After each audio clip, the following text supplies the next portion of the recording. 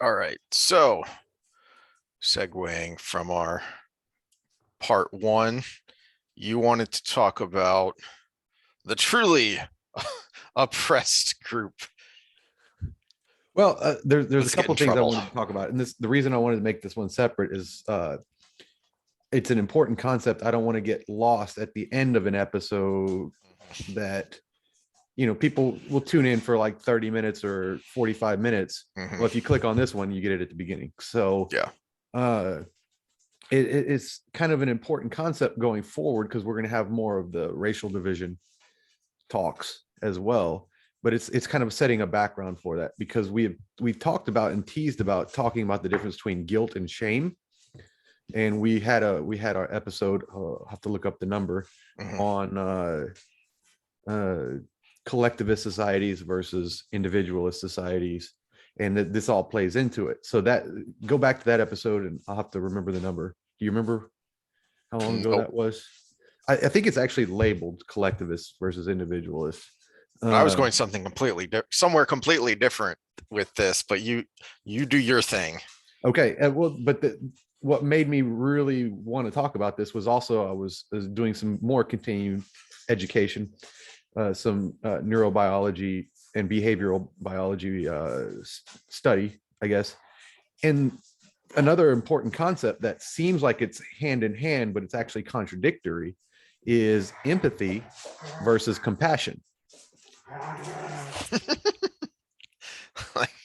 Speaking of compassion, those dogs always at it.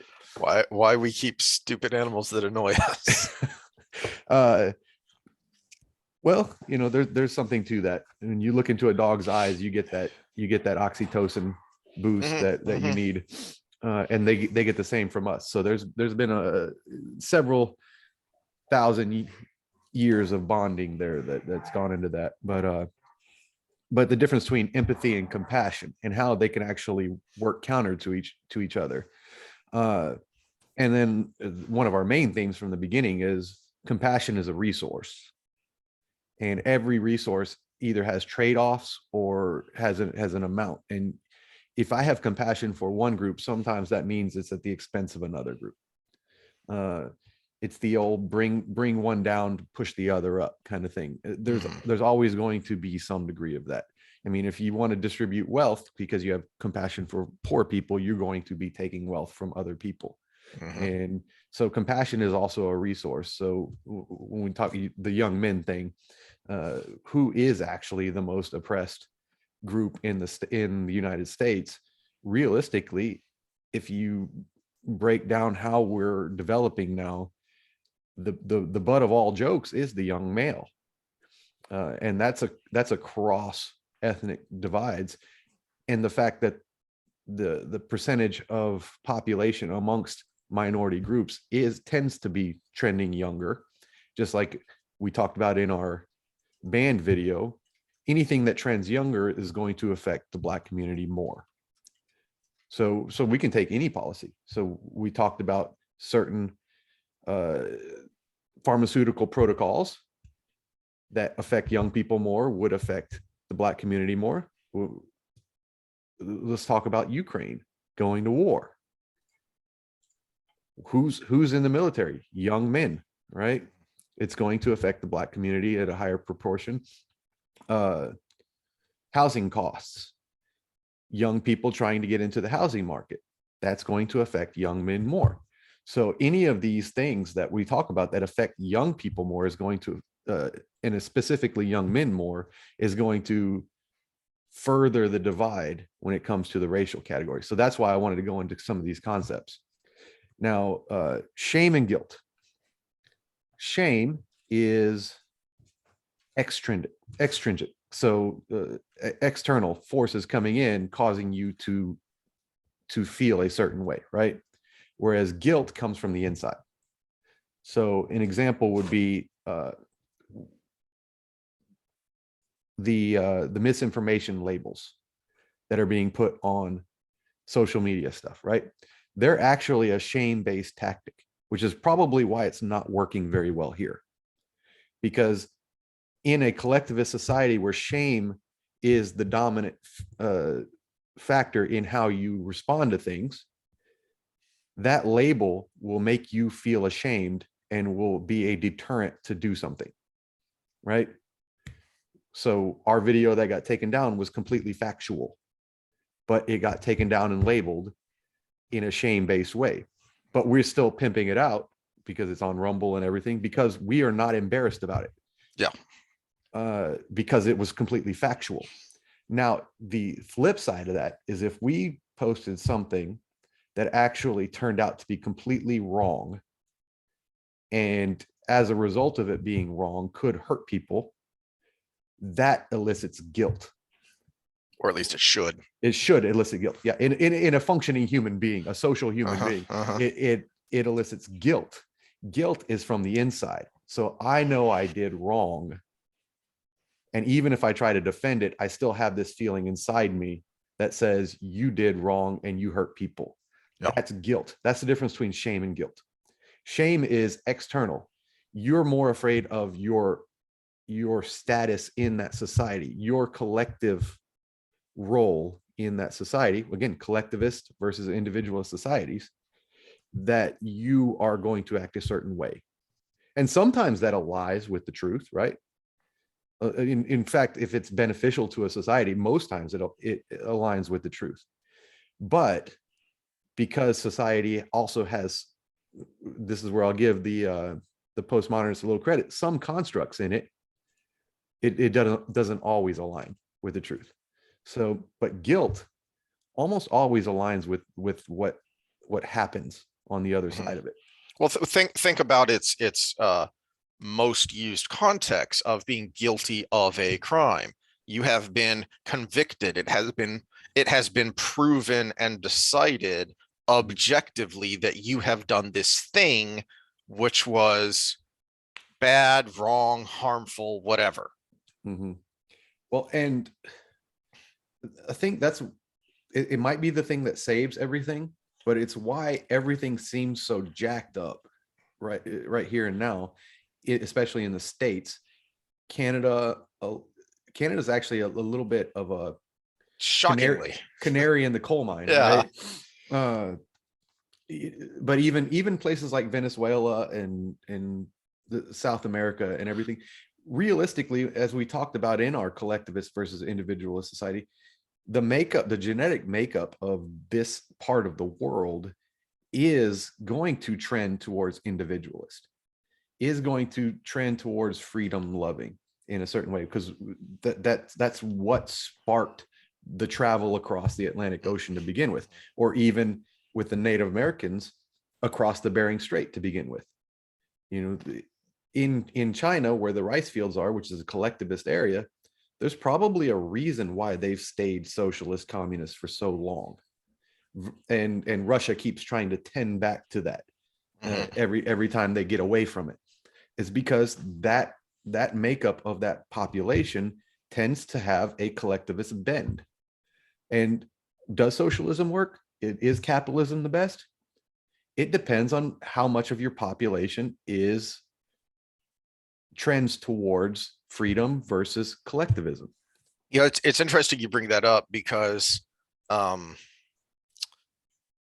there's kind of an aberration there, which is now you still see some of it culturally, but Korea, because of Korea's position, they were for a long time a subject people. They had a very tumultuous history, especially more modern history.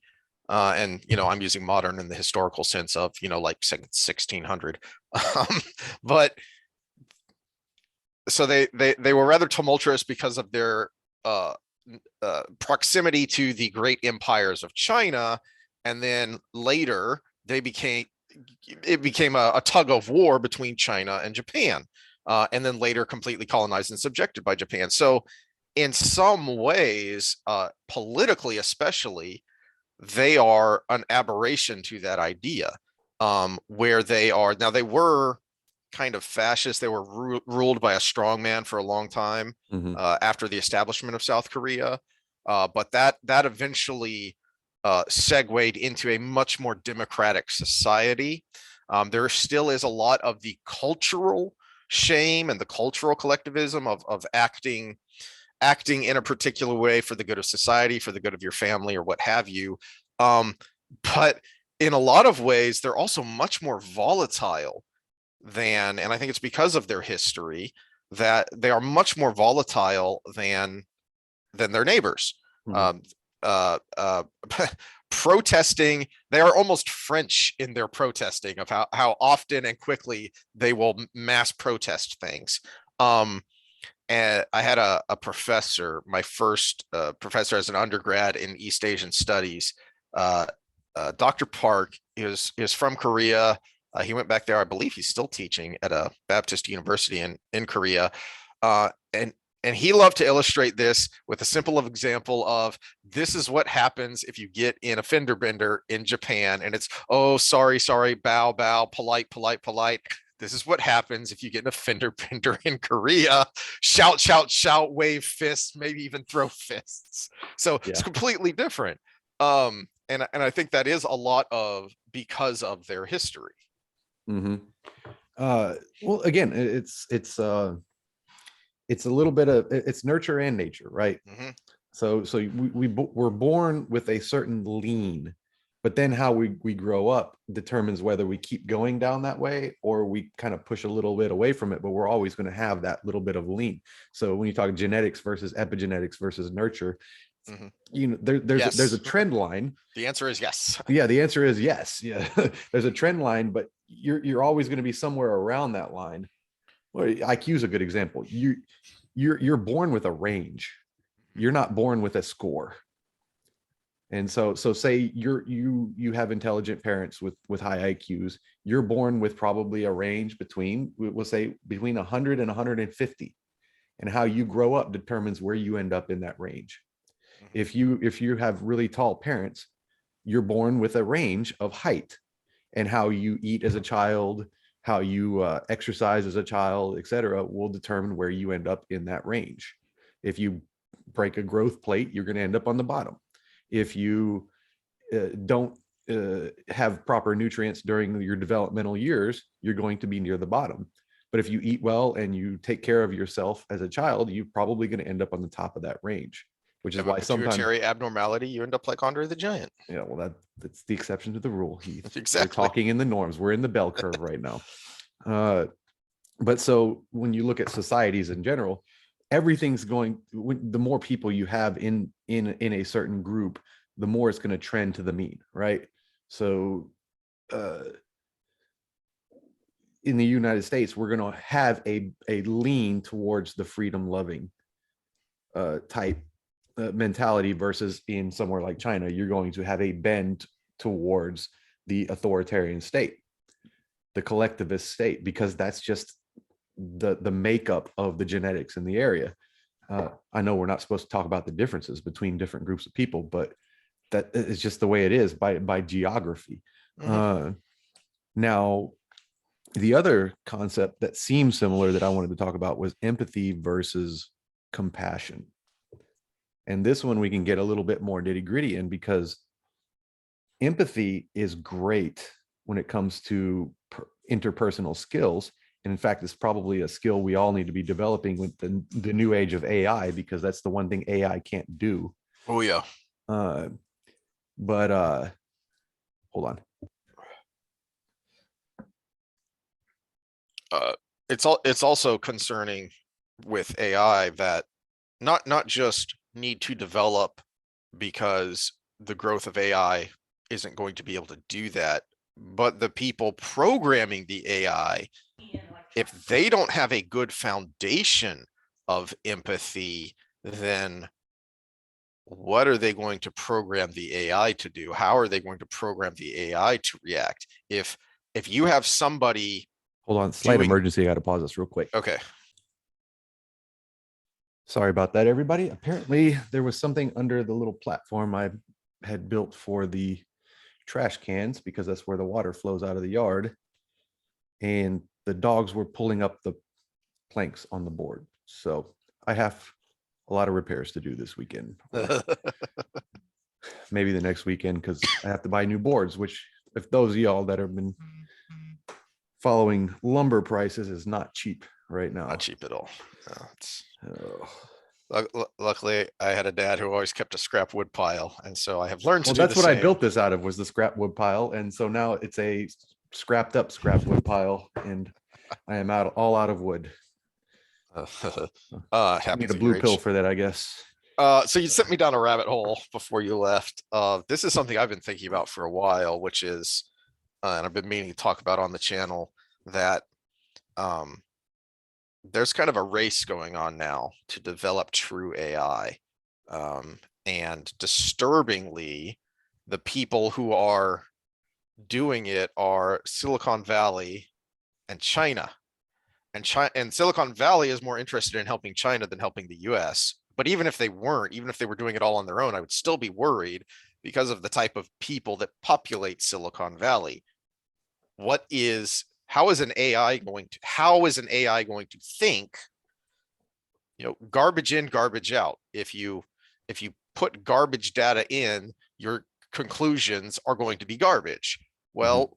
if you are lacking in essential components of humanity, I don't think it's an accident. I don't know if you've seen some of these stories, but some early AI attempts have been pulled down because they turned super racist. I think Microsoft did one where they created like an AI bot that was supposed to, I don't remember if this was on Twitter or something or how they did this, but it was supposed to interact with social media and the internet and learn from that, and then give responses on its own rather than programmed responses. And they had to take it down because it turned super duper racist. Mm. So I can't help but think, so the conclusion from a lot of people, or the people so inclined, were to say, see, that's because there's so much racism on the internet. Could be, or it could be that that grew out from the programmers who programmed this. What were they thinking? What's their Mhm. worldview, and how did they program it? And that's a big point by, who is it? Not the didn't kill himself Epstein, but another Epstein that made his way into prominence. And I can't remember what university he's with, but he studies AI. Hmm. And it's specifically, he's the one that brought to the forefront the Google search preferences when it came to election results and stuff. Yep. And he said, and someone said, well, isn't that the algorithm or the AI? And he said, well, somebody programmed it. Yeah. Duh. It has the bias of whoever programmed it. Right. Uh, Speaking of bias, when I was looking up, because getting back to the boys and boys programming boys to become men and father figures and guides. So I don't remember if I talked about this while we were recording or after we stopped, but I mentioned toxic femininity. When I was talking about toxic masculinity, we never talk about toxic femininity.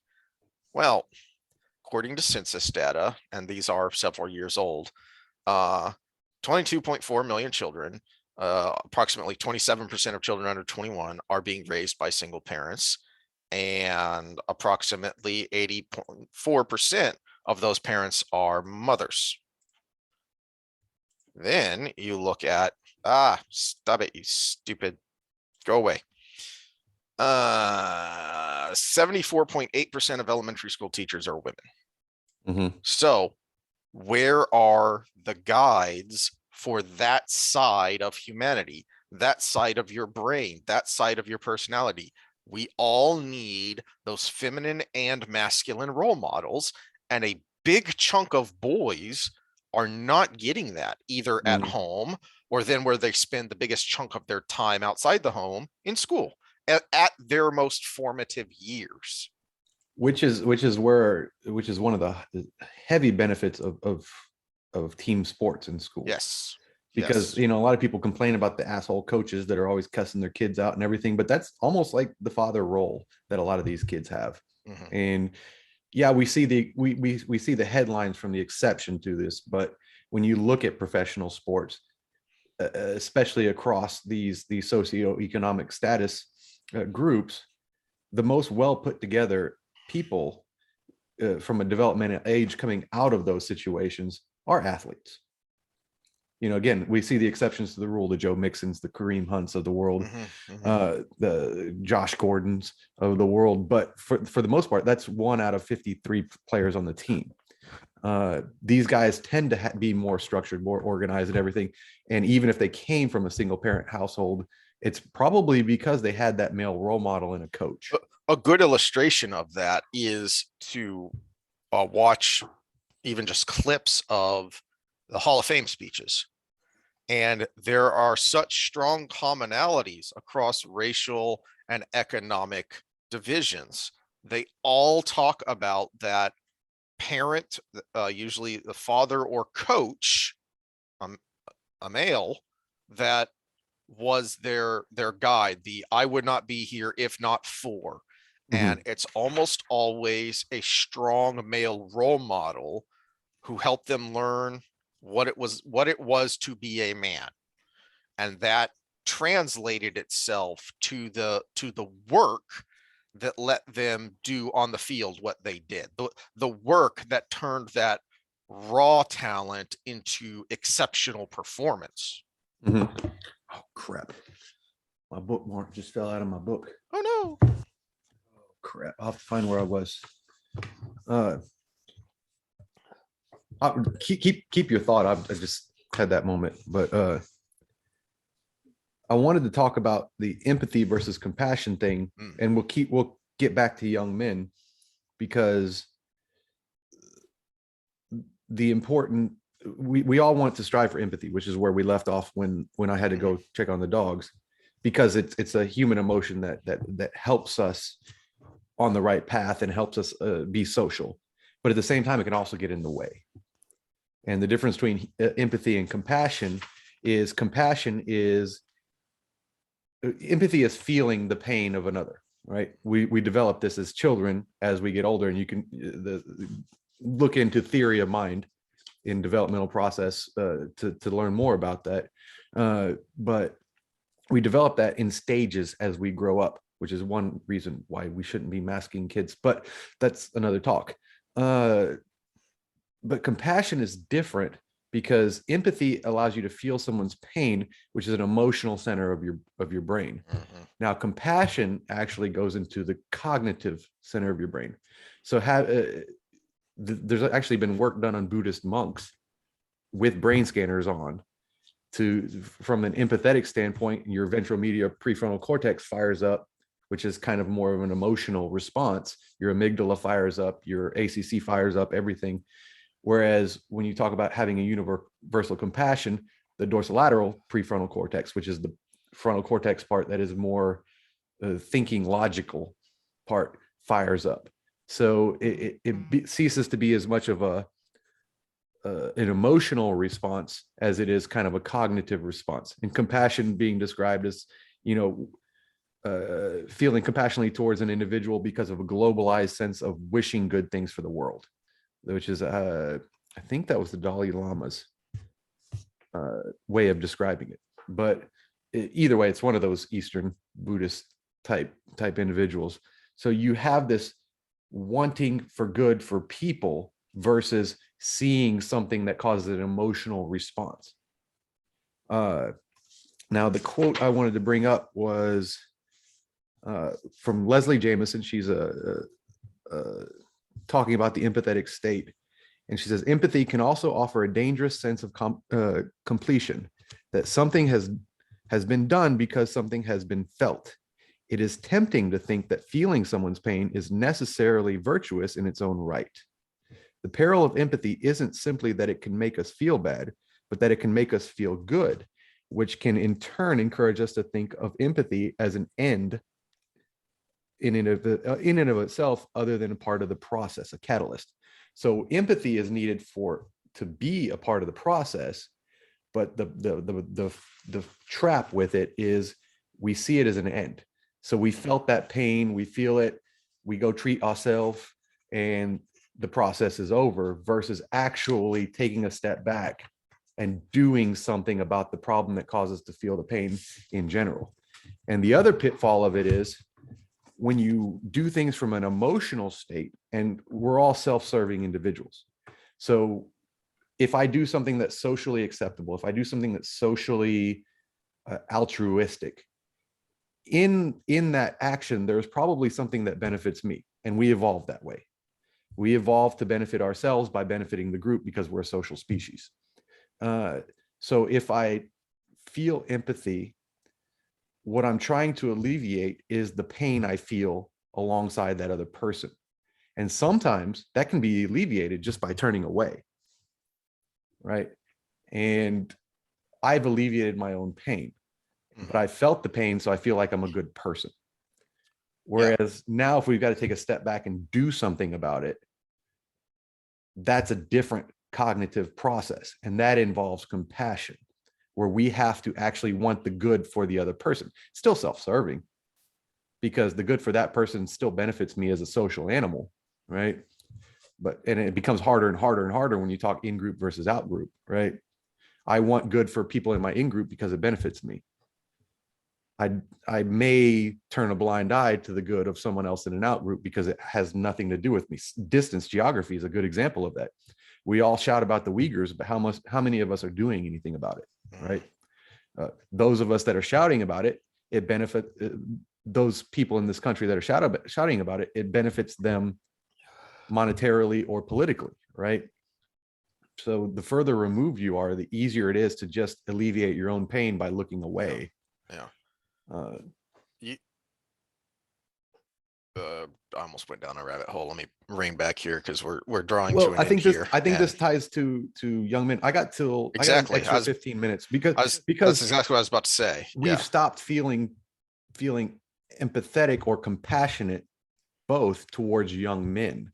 Yes. The message is this fringe group, the patriarchy, takes you away from young men because they're men, right?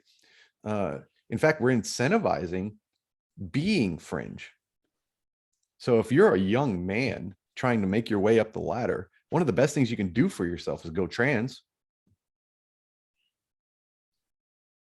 Realistically. Yeah, you get to break all sorts of NCAA records. Yeah, you can be a girl at work and then a guy at home, and nobody would know the difference. Yeah. No, even if they knew the difference, no one would be able to say anything about it. Yeah, because you say I'm gender fluid. So, so we've lost the compassion for a whole group of people because they are something. They are the out group. They are the patriarchy, right? They're the future patriarchy, I should say. This also ties back to our part one discussion about Wheel of Time and how well Jordan was able to write the gender dynamic, and your point that not only was because he had a wife who was his editor and he could turn to bounce ideas off and help him craft these very believable, very real female characters, but also because he was a product of the earlier stage of feminism before it became insane, which was, simply that I can excel, I can be just as good, but different. And we've blurred that line, but not blurred, we've destroyed that line. And that was where I was going with your discussion on empathy and compassion. Is this is why you need both. This is why you need the feminine and the masculine guide, the masculine role models, because people get mad, but sorry to say, state established truths that women are more inclined to these things, but you can go overboard with that. So you need that masculine direction to turn it from emotion to cognitive, just like the masculine doesn't have enough of this. And you need this so that you don't become toxically masculine. And when I say that, what I'm talking about is the warlord idea that without that empathy and compassion, then men can become a pack of wild dogs. I think is a good analogy of that. Constantly fighting for constantly fighting for supremacy. Anytime we talk about characters in books and especially epic novels and series, they are microcosms of a general psychological or social issue, And you brought up the pack of wolves. That is parent. He is the example of what even the most thinking and careful of men can be. Mm-hmm. And so he becomes kind of a caricature of that. Yeah. And I pointed at a book up here, The Boy Crisis. What he brings up in it is the subtleties in the difference between being raised by a female versus a male.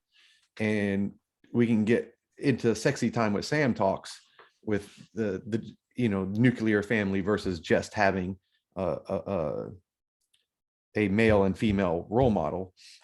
But the difference, subtle differences, like say a kid comes home from school and then mother's trying to get him to eat his vegetables, has a plate with broccoli on it, and also they're sitting around the table, so they're talking about their day, and the kid got bullied that day by a bigger kid. He went into the test after being bullied and failed the test because he wasn't in the right state, and et cetera, et cetera, et cetera, and had just a really shitty day at school. That ends up becoming a negotiating tactic with the child to, okay, you can eat half of your broccoli today. You've had a bad day. Have an extra ice cream on top to make you feel better with mother. Whereas dad is like, hey, finish your food and we'll talk about this and we'll go forward from this. Typically, again, bell curves, right? This is the typical behavior. And so it's more likely to happen with the mother, the negotiating way, versus the father, which is, okay, do this thing you need to do. In fact, sometimes that's why you need to eat your broccoli, so you can get big and strong, right? And the child that grows up in that way, the young male, learns to negotiate from a victim standpoint, which is what we have today, which is what we have here is a failure to communicate, right? The failure to communicate is people, there's a whole generation of children, to the tune of what are the numbers now? 70% fatherless rate in the inner city, 90% in inner city Black community, 70% overall, right? And it's climbing in all other communities. I think it's like 50 or 60% in the white communities now, right? Yeah. And again, higher in the inner city communities versus or what we call the lower socioeconomic standing areas, where we have a generation of young males who have learned to not negotiate from a stance of strength, but to negotiate from a stance of victimhood. And yeah, this was something that I hadn't really thought of. I mentioned several weeks back, because Jason Whitlock has been talking about this on his show, and I hadn't considered it this way. Of he tied the feminine energy, as he called it, to why young Black men act the way they act in violence. So violence is generally associated with toxic masculinity. Well, yes, because they don't have the male role model to teach them how to channel their inherent aggression. And so they're acting emotionally. You're combining that feminine emotion that they're steeped in with that male aggression. So it's toxic. Not only that, you can have actually a negative male impact, right? So when we look at the numbers, what the number one correlating factor with child abuse across all factors that can be involved, income or everything, is step parent. Yeah. And again, I'll take the biological approach. It's not my child, so I don't care about it as much. And I just inherently don't think about the harm to that child as much as I would about my own child, right? Yeah. So the number one correlating factor is step parent, and it's 100-fold over anything else, right? So fatherless household is bad enough, but now fatherless or biological father leaves, new father, boyfriend, or husband comes in that is 100-fold more likely to abuse that child. So you go from no role model to negative role model. Negative role model. So you develop skills where, okay, so abuse, my big definition of abuse versus punishment is if abuse happens when there is no lesson to be learned, right? So if I spank my child, that's not abuse. If that child did something that deserved the spanking, right? Whereas if I hit my child for no reason or just for my own ego or whatever, that's when you go into the realm of abuse. Obviously, we're looking at, there's a spectrum where, okay, so I spank my child in the butt versus I punch them in the face. Obviously, that's still abuse, even if there's a reason. But so I don't want people to misquote me there. But when it starts happening for whatever reason, be it mood or how bad, so stepfather comes home, had a bad day, takes it out on the kid. Well, now you're being punished, whether you did right or wrong. And you tend to develop either a violent mentality or a mentality where you try to fade into the background. Those are the only two defenses. You either fight back against everything, which is your developmental. You're learning this. Your brain is developing as you're being abused. So you don't learn the difference between proper and improper violence, right? In fact, because it's being used arbitrarily, you develop that skill as well. Or you develop a skill of fading into the background so you're not the one beaten up, right? And neither of those are pro-social skills. Yeah. I never got a spanking that was not first preceded by a lecture. Not a rant, not a yell, a calm lecture. I think I've related the story of when I didn't get a spanking because my parents knew they were too mad. Mm-hmm. So and that senior year I spent with you and your family, it was probably just at the right time, because I grew up the other way around. Where I think we might have told the story about this, but it's worth rehashing. Where, remember when we were in the academic competition, they had an A, B, C student on there. I was the B student on our team because I learned B was best. If I took home failing grades, I got B. If I took home all A's, well, you think you're so smart, I got beat up. So B was best. B was,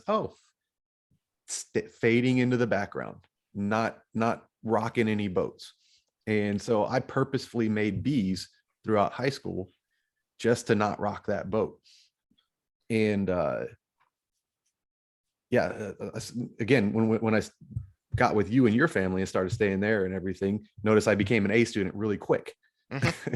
It was not an ability based thing. It was a kind of a habitual thing. Yeah. So kind of my point where I want to wrap this up is when you talked about the pack, analogizing back to Perrin, is it made me think of something at the end of this Wolf Brother chapter where excuse me, Jordan gives a very good example of the gender dynamic using the pack itself, not Perrin's and Elias's relationship to that, but the pack itself, because you have a much more simplified point here, because you're talking about less complex creatures. You're talking about animals that go off of instincts, but he is anthropomorphizing them to a degree to make his point, which is Elias met Perrin's questioning eyes. Dapple runs this pack, he explained. Some of the males could best her if they challenged, but she's smarter than any of them, and they all know it. She saved the pack more than once. But Byrne thinks the pack is wasting time with you three. Hating Trollocs is about all there is to him. And if there are Trollocs this far south, he wants to be off killing them. So, again, you need both. That she's running the pack because she's the thinker. Mm-hmm. But you also need that masculine power from the males of the pack to help protect and fight and do all the things that are needed there. You need both. Which, to go back to the real world, we don't have a similar problem with that small percentage of children raised by only the father. And the reason is probably the second statistic you brought up. Yeah. That their teachers are female. Mm-hmm. And so, yes, a male needs to learn the empathetic side from the mother, the understanding, the negotiating side, but also needs the tough love from the father. But they're getting that in the way our society is structured, because most teachers are female. In fact, the author of the Boy Crisis behind me, He also has spoken to Congress under both administrations, and that he got a little bit less pushback from the Trump administration, but completely nowhere with the Biden administration, of trying to start a program to incentivize males to teach, and especially in inner city areas, because Yeah. that could provide a male role model for a lot of these children. But because patriarchy and stuff, it's been kind of just brushed aside, Yeah. as no, we don't need that. But yeah, it's kind of, I guess we are summarizing here. Shame and guilt. We are in an area where more people are going to be susceptible to guilt than shame. That's why a lot of this stuff seems to be disconnected from what is happening. You put that, in fact, it almost has a reverse effect. As with empathy and compassion, is if you put that label on something I post or a video I post, I almost take that as a badge of honor at this point, because I know I've done due diligence on the information I'm giving you. And I know that in this current state of things, that label actually tells you that that's actually a flag of, you should look here. That's X marks the spot. There might be something good to listen to here. So it's kind of a badge of honor at this point. Whereas if something came up later, like I've admitted some of my mistakes in the previous COVID issue we did, that could have been detrimental to the audience, I feel really bad about, and I lose sleep over, and I can't, Yeah. in fact, I lose sleep trying to make sure that what I'm going to talk about the next day is something that's not going to be detrimental. So it's that guilt eats at someone who is actually less susceptible to shame to a greater degree. A good example is, so why do Germans keep going down the rabbit hole of authoritarianism, right? Yeah. Because they tend to actually be more collectivist by nature. We were in Germany, and my little niece, bless her heart, in the proper use of that word, those words, not the Southern fuck you, right? She, we were all at the dinner table. Well, their way to get their children to eat is everybody stays at the table until the last person is done. Mm-hmm. That's a shame tactic, because everybody attention is on you because you're not doing the proper thing and finishing your food. But in an individualist, especially a small child, everybody's attention is on me. There is no shame. Yeah. I have attention, and any attention is good because I'm a child, right? So the shame didn't work, and we ended up sitting at the table forever. Luckily, we're only there for a week with people we don't see except for every 3 years, so we had a lot to talk about. But I was just like, give me another glass of wine. Let's go. But the eating actually slowed with the child that wasn't eating, because she had a lot of attention and everybody was staring at her. Whereas in using the opposite tactic of, you're in your own feelings with guilt, we have to find a way that makes doing the right thing, the wrong thing, feel bad inside, not from the outside. And with eating food, I don't know what the tactic is there, but maybe just pointing out the time you couldn't do something because you weren't properly nourished, or actually you're hungry later. Yeah, because we tried that too, and that did not work in our house. Probably the best tactic is, you're hungry later. Well, guess what? You should have ate earlier. That's your fault. No skin off my back. I ate my food and I'm not hungry. That was our son was a real picky eater when he was a kid, like most kids. And so when he first started school, we would make him lunch, because about all he would eat was a peanut butter and jelly sandwich. Well, except all his friends would just eat the school lunch. So he wanted to be like his friends. And so he decided he didn't want to take a lunch anymore. He just wanted to eat the school lunch. And that's when he finally started like eating real food, eating more foods instead of the typical child pickiness. Well, and it's why a lot of these tactics aren't working here, because they're relying on group shame. This is a pandemic of the unvaccinated. And then someone who's had the disease and has natural immunity looks up and says, what? What? No, it's not. And I don't feel guilt. I don't feel guilty over that because I'm not the problem here. Mhm. And so when you know you're not the problem, but people Yeah. keep telling you that you're the problem to shame you, it actually has a reverse I effect, and you just dig your I heels in. I closed my business. I shut down. I did all of these over the top things, and you're still blaming me for everything. Mhm. That's not going to have the reaction you want it to have. So you look at these top down approaches, they're all shame based. Mm. They're not, they don't, why did a lot of the movements in the 60s and 70s when it came to the race issue work? Because they were guilt based. Yes, that's a they good they good they example. they made you look inside and say we are doing the wrong thing. Yeah, yeah. Whereas today's tactics, when you talk about what we call social justice, it's all shame based. And the people who know, you're a racist even if you don't know it and you haven't done your work, someone who has a whole history of their whole entire life of not being racist looks at you and goes, wait a minute, you're telling me this thing that is not true.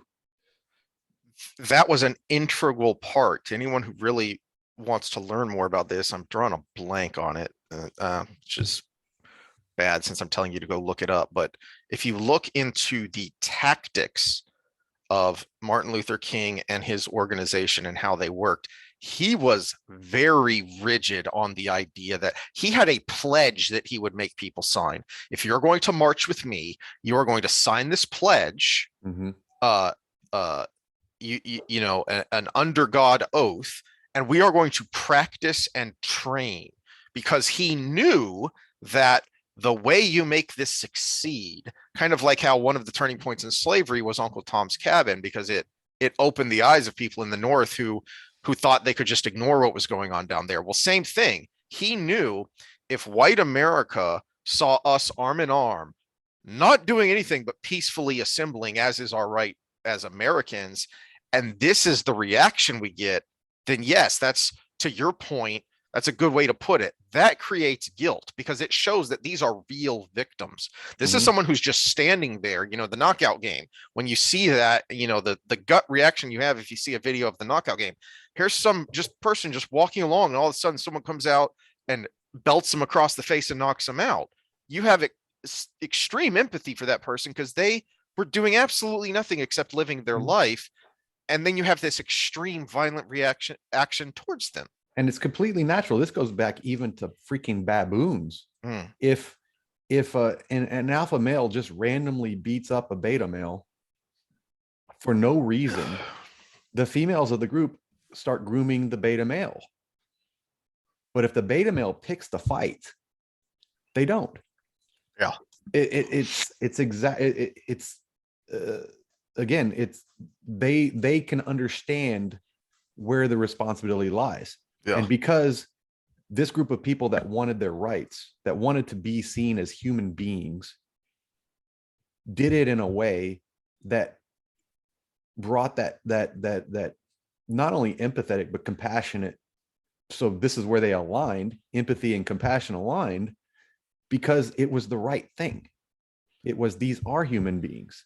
They showed, they didn't tell. Exactly. They didn't say we're victims. They showed how they were being victimized in stark imagery that we don't have right now, which is why it's not as effective. And then the second point, empathy versus compassion, I think it goes into it because empathy is an emotional reaction. Mm. And anytime you have an emotional reaction, someone can hijack your system, right?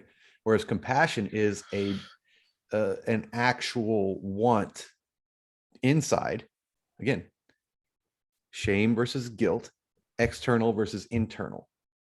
Empathy is an external and affective response, where compassion is a cognitive response. It comes from the inside out.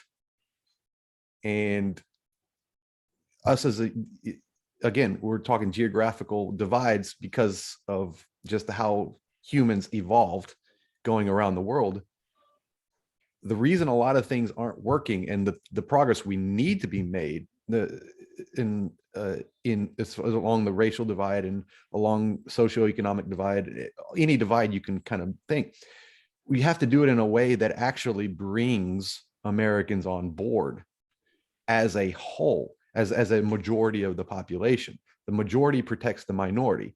That's how America was developed. And from a system standpoint, obviously there was bumps along the road, but the majority protects the minority. But when you have the fringe creating the policy, it comes from the outside in.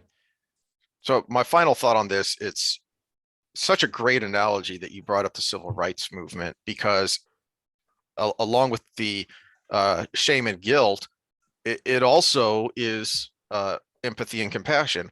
Those images of peacefully marching, black men and women having fire hoses and dogs turned on them, that's empathy. That's a visceral reaction, because even if you as a middle-class white American in the 60s have never had anything that severe happen to you, you can all think to a point where you were victimized by a bully in some way. So you can empathize, but then you get the compassion with his speeches, especially his famous "I have a dream" speech. That's the compassion. That's where the cognitive part comes in it, of you've seen this, now this is what our reaction should be. This is what our response should be. This is what we should do moving forward in a very logical kind of way, the way he established the where he used the founding documents of the United States to establish this baseline and say, these are truths that we all accept. So this is what we should do about with this empathy. This is what we need to do. Well, he understood that there are things that make us different than the rest of the world. And I think that's the disconnect now, is these social scientists try to make everything global. And we're not global intellectually, we're not global genetically, we're not global in any way. There's no way, other than the things that do make human, other than economically, other than the things that make human, we can't think of things on a global scale when it comes to how we should live our lives. And these social scientists, which I keep putting the air quotes there because it's the worst body of literature we could ever have, but that is as unscientific as you can get. Just the fact that it starts with a conclusion already makes it not science. But have tried to think of things like we're this communal species that can run things the same all over the world. All right. Well, it sounds like it looks like you're getting antsy and need to get to work. So yeah, I got about 2 to 3 minutes. So I will just I will end with a tease for next time. I want to continue on this, because when you texted me a couple weeks ago that you wanted to talk about this, I went in a completely different direction, because when you were talking about shame and guilt, the first thing that popped into my head was our first sexy time with Samuel. And so I want to go back to that. I'm curious now and talk about shame and guilt next time. So we'll do some more Wheel of Time. Hopefully we'll get through Camelin. Are we gonna get to the definition between polyamory and actually cheating? You know what? I wasn't going there, but yeah, that would be a shame and guilt issue. That would be that will inevitably be part of it, because I assume that's where, from your side of our conversation, where you're going to come with that.